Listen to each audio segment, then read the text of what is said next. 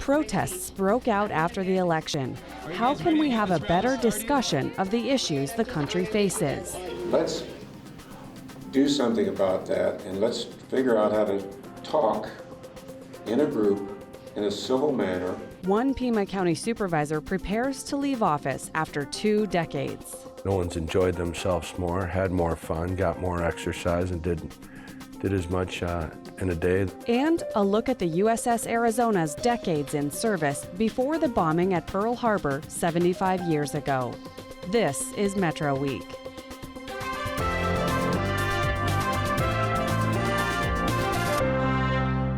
Hello, I'm Andrea Kelly. Thanks for joining us. This week, with the election behind us, we take a look at the way that event shaped how we do or don't talk to each other. First, a look at the week's top stories from the Arizona Public Media Newsroom. Arizona's unemployment rate in October was 5.2%, its lowest in more than 8 years. The State Employment Statistics Office reports that 28,000 jobs were added in the month, and that helped drop the rate from 5.5% the previous month. Job growth for the month came mostly in the private sector. Election officials around the state are wrapping up the counting of ballots from the November 8th general election. The counting should be completed this weekend, with the additional votes not expected to affect any races. Statewide voter turnout was nearly 74%. Pima County turnout exceeded 75%. Coming out of the election, Arizona Republicans say they believe they'll have a say in the Trump administration. Trump Arizona campaign chair Brian Sitechek says Trump likes Arizona, evidenced by his 7 visits to the state to campaign this year. Names of several Arizonans have been mentioned as part of the Trump transition, but nothing has come from the president-elect yet. City of Tucson officials say they want to ask voters to approve a half-cent sales tax increase in a special election next May. Revenue from the tax would go to the police and fire departments and for street maintenance. Such a tax could raise $250 million in 5 years. For more on these stories, visit our website at news.azpm.org. The election that just ended was filled with strong words, strong opinions, and strong opposition to both sides. People throughout the country have protested Donald Trump's victory, and this week, Tucsonans joined in. Not my president, Trump! I want America to be great. I just wanted to be part of the number of Tucsonans who come out to show that they're really unhappy with what's happened this week. I don't know what to expect. Right now, I've just got my ears and eyes open, so I'm starting with saying what I think, that I disagree, and from here I'll try and figure out what I can do to actually make more of a difference. Another protester said he wanted his family to hear his message of opposition because he's disappointed some of them voted for Donald Trump. He says he wants to make the point that not everyone supports the next president. I know that we're not going to get rid of Trump as a president. I know we're not going to. My goal is that he'll see the reaction to the things that he has said over the course of his campaign and maybe make some adjustments to the hatred that he put out there in the beginning. Joining them, a solitary counter-protest. Trevor Peterson carried a Confederate flag and said he was joining the event to exercise his freedom of speech. They're out here protesting things like changing the Electoral College, which is a completely bad idea because states with less population would have less power than, say, states like California with megacities such as Los Angeles. And it's inevitable because we set it up for a reason, and out here crying over it and wanting it to change isn't going to accomplish anything. The chasm between the two sides was palpable. I guess the biggest thing I'm feeling is that as a nation, we seem more divided than ever.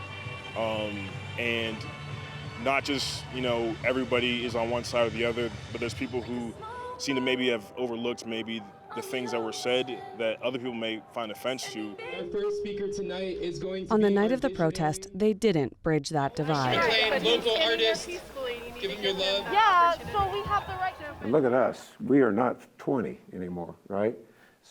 But the next day, Green Valley resident Paul McCrary began teaching a recreational class on civil discourse. He says that's what society needs right now. I believe that people have a difficult time discussing things in the civil way because they have preconceived notions, filters things that you've believed ever since you were 2 years old, right? The course came out of an art class he taught. The attendees wanted to discuss things, political and non-political. They wanted to find a way to relate to each other. A few years later, he teaches the civil discourse class several times a year. It's about listening. It's not about winning anything. It's not about debating. It's not about fighting. It's not about any of that. It's about having your opinion heard. We all like to be heard, right? If you're having a conversation with somebody, you would like for them to listen. Feel they were doing the right thing. But called it civil discourse because I didn't want it to just only be about discussing and arguing and fighting and complaining. I wanted it to be a situation where people could actually be heard and to express what they wanted to say, express their opinions about things. So that's how it got started. You think this is necessary for our culture, our society, right? I would think so. We really are a divided nation right now, especially now, and we have been for a while. And you don't see a lot of civil discourse. There's a lot of fighting and winning and arguing and threatening and fear and so forth. We don't have civil discourse very, very often. I think there's a real need for it. I've been teaching my class for about 2 or 3 years now. 6 or 7 times find that people respond well to it. We set it up so that there's some rules, like respect is a main one. Listening fully is a main rule, is a big rule that I try to stress. It's not about winning. It's not about dominating, and it's not about correcting or anything. It's none of that. It's about having your opinion heard. And you can only do that if you listen to people. So that's that's stressed a lot in the class. So in some instances, I've had the same people taking the class 3 or 4 times because they enjoy being able to do that. But we have a men's group that meets as often as we can, 8, 10 people, great guys, and we're able to talk about things in a civil way. Coming out of an election cycle like the one we just completed where people said the discourse was worse than it has been in decades, how does that affect the community around you and what you see people need to do? It's a difficult question. I think there's a lot of raw feelings there. There's not a lot of agreement. There isn't a lot of moving forward positively. It's one side happy that it happened, the other side kind of incomprehensible that it happened, So there's no healing right now that's going on. And in the country, we see what's happening, the protests and so forth and so on.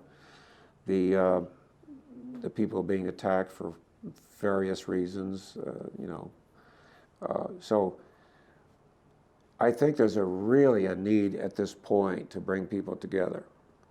And my class is just a small effort in that direction.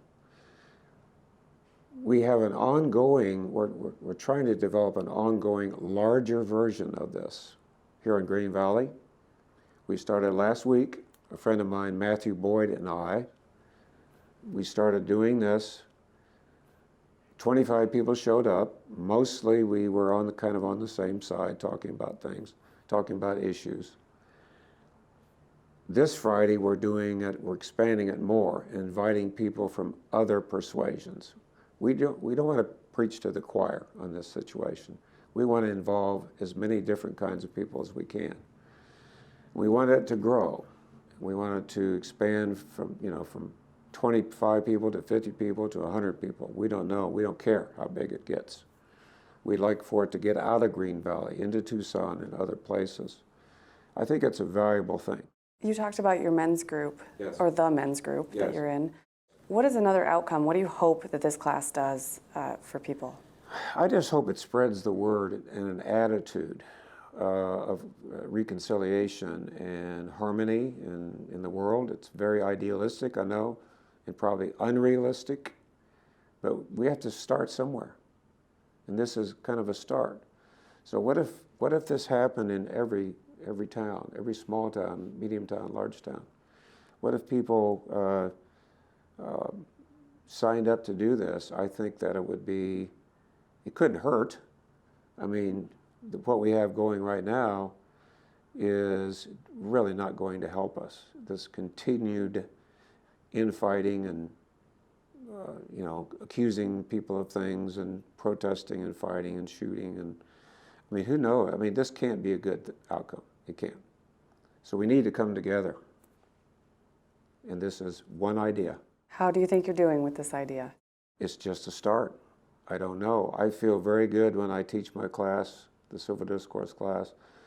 The guys that are in the men's group are fantastic. They don't want to miss. They want to be there whenever we meet. It's a great group of people. But if they're a great group of people, there are a lot of people that are just as good that could benefit from this kind of thing. We're not a closed society. We're inviting other people to join. Saturday is an example. We aren't going to turn people away. But what we don't want is ugliness and fighting and arguing and accusing people of things. We're going to try to get to know each other as people. And you'll teach the class as long as there's a demand? Oh, yes. It's my favorite class to teach. You know, I teach in Green Valley. You can, in Green Valley Recreation, you can create a class, whatever class you want, to teach. And so, yeah, this is one that I kind of thought of, and hopefully it will keep going forever and ever. But people seem to enjoy it. Let's hope that everybody feels that way. Any final thought that you want to leave people with? Help us with this movement. I'm going to kind of call it a movement. That might sound pretentious, but we would like for people to join us doing this. It's a really good thing, and I think it can help our country, and this is just a small way of starting it. Paul McCreary, thank you so much. Well, you're very welcome. Pima County Supervisor Ray Carroll will leave office January 3rd when his successor is sworn in. He's the only county supervisor who didn't seek re-election this year. Carroll came to the board in 1997, appointed to fill a vacancy. He was elected to stay in the seat in 1998 and won every election after that until he decided not to run this year.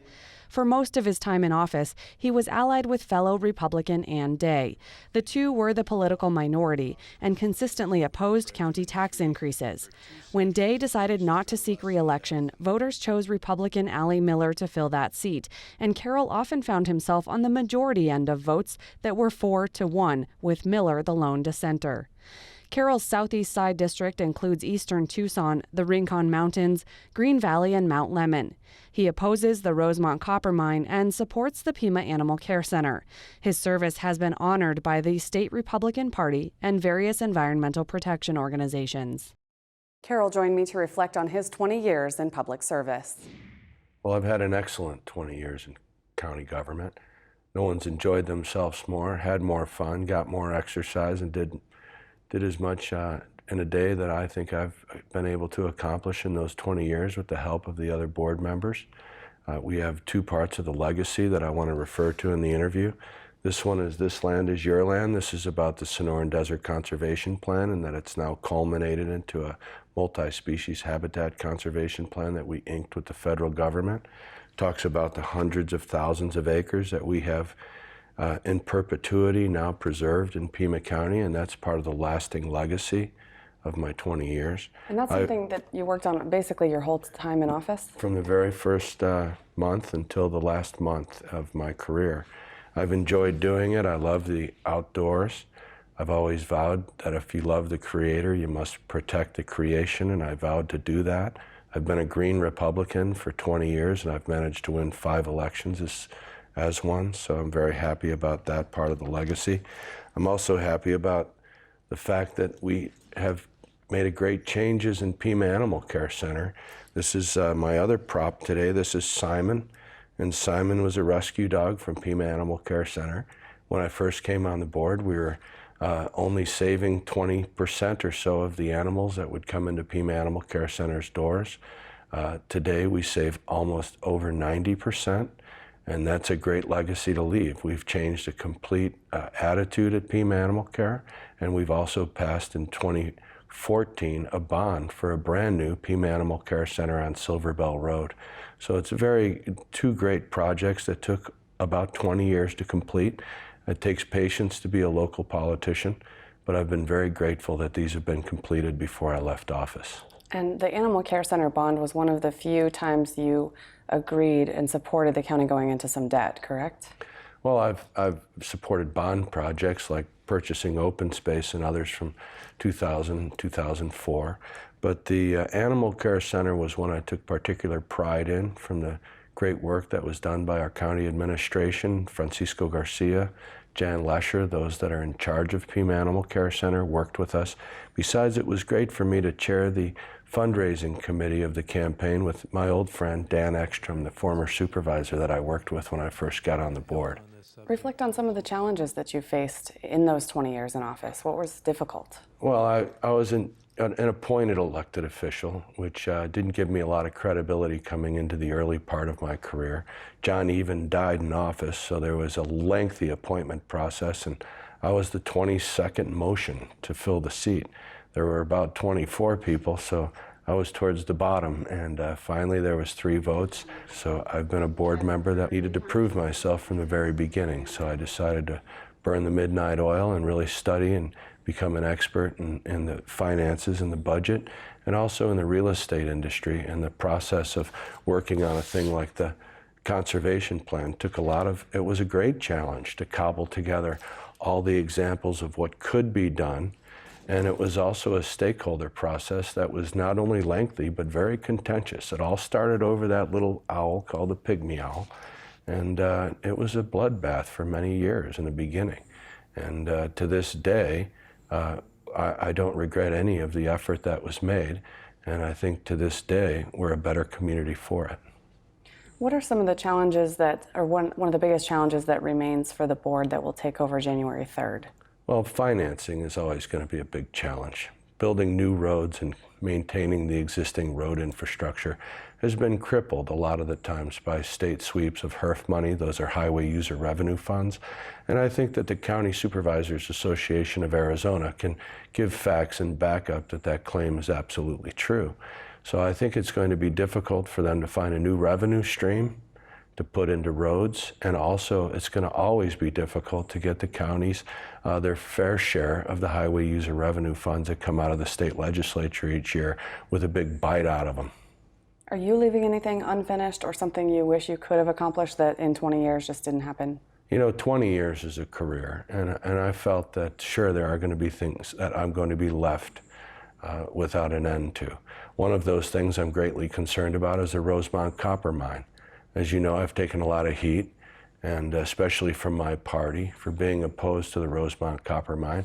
But I ask you again, as I have on this program, it's about clear drinking water. It's about Pima County sustaining its drinking water and not putting it into a new mine to wash rocks with. What's in your future after January 3rd? Well, I haven't interviewed. I prepared a resume, and I'd like to find new work, whether nonprofit or whether government relations. Somewhere in the community, I hope there's a place for me. I'm starting to respond to opportunities that are out there and filling in some applications and sending them in. It's a very daunting effort, and I hope that I'll find something that'll be as rewarding and challenging as the job I've held for the last 20 years. When I originally came to Tucson, I worked for Casa de los Niños, and I really enjoyed the nonprofit service, and in fact, I'm interested in continuing that look into that arena. But I'm also, like I said, interested in maybe doing some community or government relations work. If there is such an opportunity for me, I'll look into that as well. Why was this the right time for you to make a change? Well, 20 years, I believe, is a career. And my wife and I this year wanted to participate fully in our son's senior year of playing football at Southern Methodist University. Carlos played at Sal Point Catholic High School. He was all Western region. And because of the really busy schedule I've kept all these years, I've only been to, before this year, several games. And this year I've made almost all of the games when I couldn't make it myself. Either my daughter and her husband were there, or my wife and her friends would go. but I've made 8 games, and I'm looking forward to making 2 more before the end of the season. Of course, I love all my children, but Carlos has been one that I felt really deserved to have the super fan follow around the team, and that's what I've tried to be, Carlos's biggest fan this year in football. Thank you so much. Happy to be here. 75 years ago, the USS Arizona took the brunt of the casualties when the Japanese military bombed Pearl Harbor. The University of Arizona has a special exhibit of items commemorating the ship's time in service. The purpose of the exhibit is to celebrate the 25-year life of the USS Arizona. The exhibit documents the thousands of men that served on the ship during that time, and has materials from the christening of the ship on June 19, 1915, items from the 20s and 30s, and items that document the destruction of the ship at Pearl Harbor on December 7, 1941. The exhibit also has materials that document the USS Arizona Belle and how it came to the University of Arizona. Items from the USS Arizona Reunion Association, which it celebrates men who served on the ship and also men who passed on the ship on the bombing. These materials were donated by men who served on the ship as well as their family members. We have over 200 donations. U of A is home to this collection because of the unique connection we have with the ship. The ship was named after the state. We do yearly reunion associations to celebrate the history of the men who served on the ship. And through those celebrations, men started donating materials to the collection, which was founded in 1950 at the Student Union Memorial Center.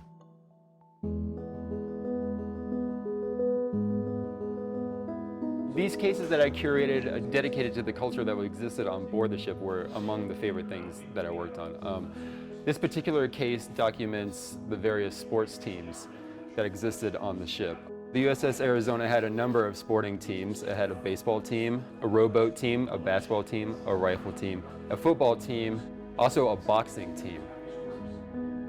My favorite things we have in this case are the 2 sweaters. The first sweater was for the USS Arizona football team. As you can see, it's a nice heavy knit sweater with football and the logo in front.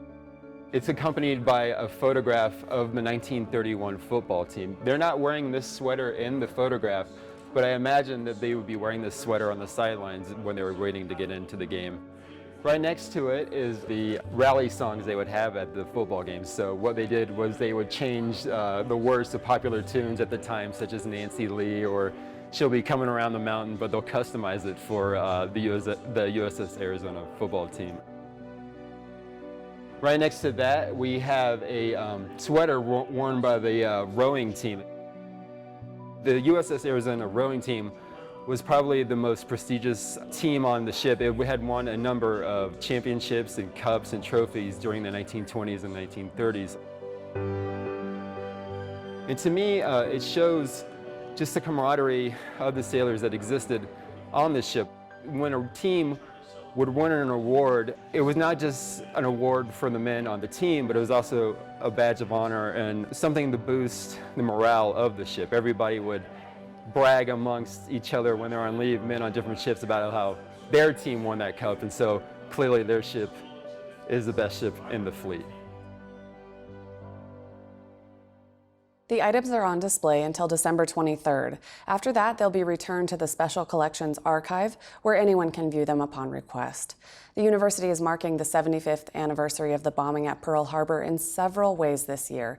It's building a permanent memorial on the grassy strip of campus known as the Mall, and the athletic teams are recognizing the anniversary with special events. James Francis joins me for more. Thanks so much for coming in. Why is the athletics department involved in this marking of the anniversary? Well, obviously, it's a special moment in the history of our country. And as we looked forward last year to that upcoming anniversary, it just made sense for us to utilize the stage that athletics can present, in particular through television, to participate in the recognition and to remember and to honor that history in that moment.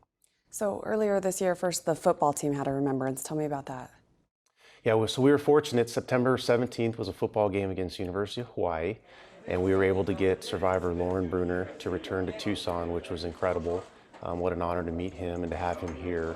And he participated in several activities. For a gentleman who was 95, now 96, he was terrific, active, very engaged.